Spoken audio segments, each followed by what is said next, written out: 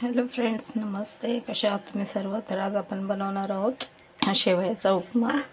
इथे मी शेवया घेतल्यात, ज्या आपण खिरीला वापरतो त्या शेवया आहेत त्या. त्याच्यासाठी मी घेतला कांदा, थोडेसे शेंगदाणे, कोथिंबीर, हिरवी मिरची आणि कढीपत्ता, थोडेसे वाटाणे आणि थोडेसे काजू. आपण शेवया उकडवून घेऊया. आपण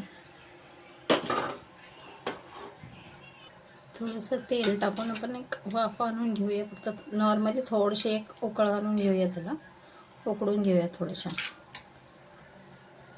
ते बघू शकता अशा प्रकारे आपण वाफवून घेतले. त्याला आपण काढून घेऊया शेवयांना. अशा प्रकारे आपण थंड पाणी टाकून घेऊया थोडंसं, जेणेकरून ते एकमेकांना चिटकणार नाही. ते कढईत थोडंसं तूप टाकून घेतलं, गरम होऊ देऊया. आता त्याला आपण आता आपण तेल आपलं तापलं, या जिरे घालूया आपण.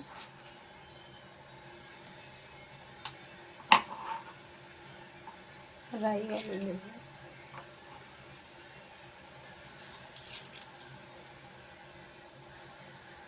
आणि यात शेंगदाणे घालूया. आता शेंगदाणे कढीपत्ता घालून घेतला.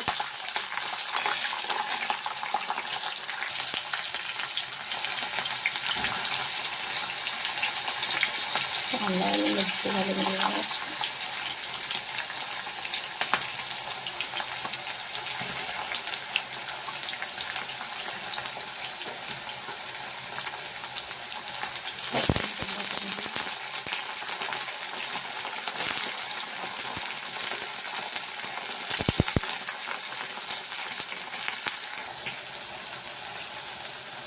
मीठ घालून घेऊया थोडंसं चवीनुसार.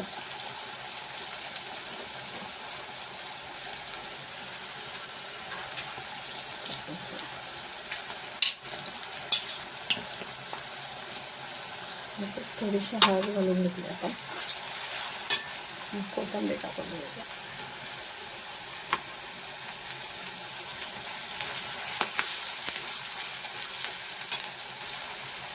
शेवया टाकून घेऊया आपण बनवलं होतं.